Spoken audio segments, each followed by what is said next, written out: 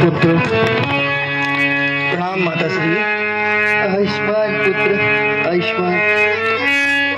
मातु पिता का ऋण कभी न उतरे, मातु पिता का ऋण कभी न उतरे, चाहे उतारूं दिन रात। बहुत भूख लगी है, फिर विश्राम करेंगे पुत्र। जो आज्ञा पिताजी। हाँ पुत्र, आप शीघ्र जाकर जल ले आओ। जो आज्ञा माताजी। और साथ ही साथ कंद मूल फल भी लेते आना। जो आज्ञा माँ।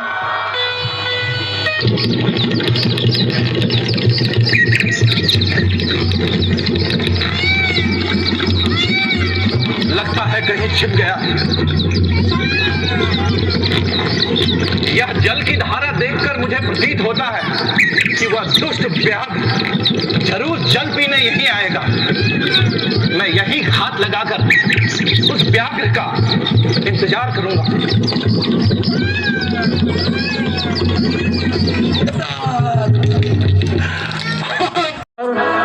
और हमारा पुत्र सिहोर कहाँ है?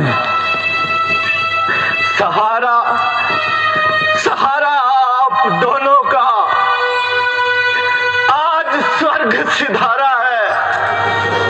तुम्हारे पुत्र को इस पापी दशरथ ने इन्हीं हाथों से मारा है, इन्हीं हाथों से। पुत्र सिहोर, अरे पापी, मैं आपका अपराधी हूँ महाराज, मुझे दंड दीजिए, दंड दीजिए। मेरे प्यारे पुत्र सिहोर, तुम क्यों हमें छोड़ चला गया?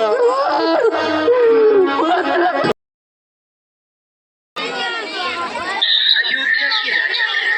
उनकी 3 पत्नियां कौशल्या, कैकई और सुमित्रा थी।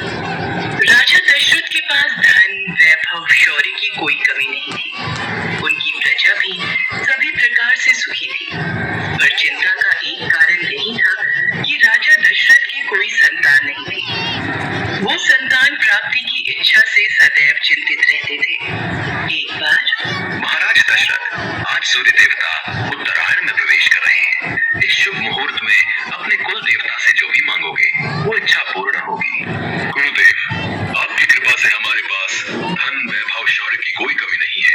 बस हमें दुख इस बात का है कि हमारे कोई संतान नहीं है। मुझे तो भय है कि कहीं सूर्य वंश का सूर्य दशरथ के साथ ही समाप्त न हो जाए। आप निराश मत होइए राजन, भगवान सूर्य आपकी मनोकामना अवश्य पूरी करेंगे, परंतु उसके लिए पुत्र कामेष्ठी यज्ञ करना होगा। तो फिर गुरुदेव उसमें देरी क्यों? आप यज्ञ का आयोजन कीजिए। देवी कौशल्या, ये यज्ञ मैं नहीं कर सकता।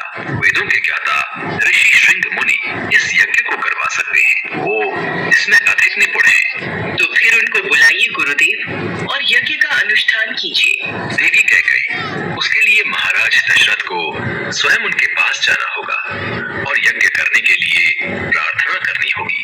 ऋषि वशिष्ठ, मैं आज ही ऋषि शुंग मुनि के आश्रम में जाऊंगा और उनसे विनती करूंगा कि वो मेरी प्रार्थना स्वीकार करें।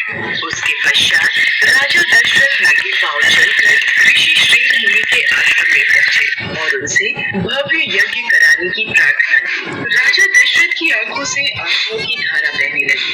उनकी प्रार्थना सुनकर ऋषि श्रृंग मुनि ने यज्ञ का आयोजन प्रारंभ। दूसरा भाग हम तुम्हें देते हैं। ये लो सुमित्रा, खीर का तीसरा भाग तुम खाओ। सुमित्रा, तुम सबसे छोटी हो, इसलिए पहले मेरी इस खीर का थोड़ा हिस्सा तुम खाओ। आपने सही कहा दीदी, फिर तो मेरी खीर का भी कुछ भाग मैं सुमित्रा को देती हूँ। कौशल्या और कैकई अपनी खीर में से एक एक निवाला सुमित्रा को खिला देती है। इस प्रकार सुमित्रा खीर का एक भाग नहीं 2 भाग ग्रहण करती है। यज्ञ के प्रभाव से राजा दशरथ की तीनों पत्नियां गर्भवती हो गईं और चैत्र मास के शुक्ल पक्ष की 9वीं तिथि को पुनर्वसु नक्षत्र में राजा दशरथ की सबसे बड़ी रानी कौशल्या ने शिशु को जन्म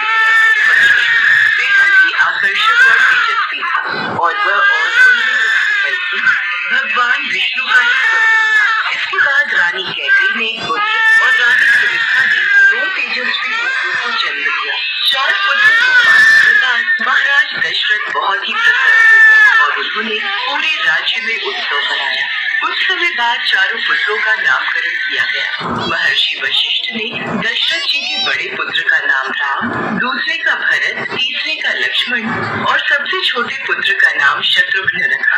राम जय राजा राम, राम राम जय सीता।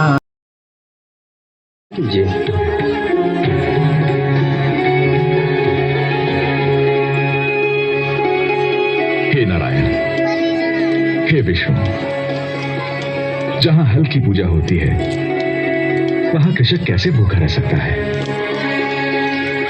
हे नारायण, यदि मेरे हल चलाने से आकाश का हृदय पिघलता है तो मैं सारी आयु हल चलाने के लिए तैयार हूं।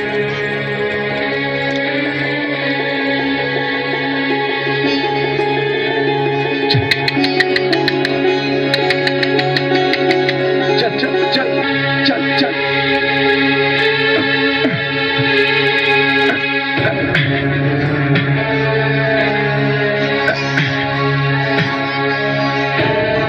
सैनिकों,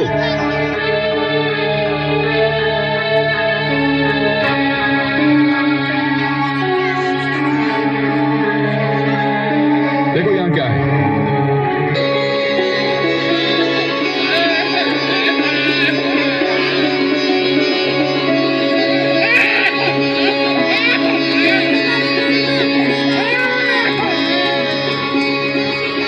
ये तो चमत्कार हो गया। धरती माता ने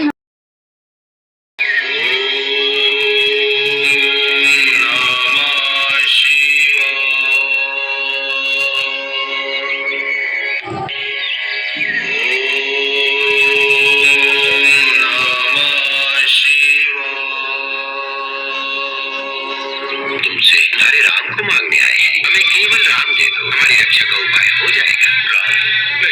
राम तो अभी बालक है, युद्ध के दांव पेच का अनुभव नहीं, असुरों की संकट को नहीं जानता। राम को आपके साथ कैसे भेज दूं? यह नहीं हो सकता।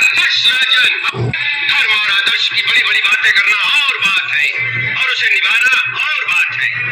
तुम्हारे पूर्वजों ने अपने वचन को निभाने के लिए क्या कुछ नहीं किया, और एक तुम हो अपने पूर्वजों की कीर्ति पर कलंक लगा रहे हो। हमारी इच्छा पूरी करने की प्रतिज्ञा की थी, उसे तोड़ रहे हो। ठीक है राजन, हम जिस तरह आए थे उसी तरह चले जाएं। लक्ष्मण, अपने बड़े भाई राम के साथ गुरुदेव की एक रक्षा के लिए तुम्हें भी जाना है। बोलो। हे पिता, आप चिंता न करें, मैं गांठ सुवन संग जाता हूँ। ऋषि मुनियों का यज्ञों का बदला जाकर अभी चुकाता हूँ। यदि आपका लाभ कहाता हूँ तो सब झगड़ा निपटा दूंगा। इस सूरवंश के सूरज का मैं ऊंचा नाम रखा दूंगा। हे पिताजी, आप किसी प्रकार का चिंता न करें, हम प्रभु के साथ अवश्य जाएंगे। तुम दोनों भाइयों को उतना ही करना है जितनी गुरुदेव भगवान की आज्ञा हो। गुरुदेव भगवान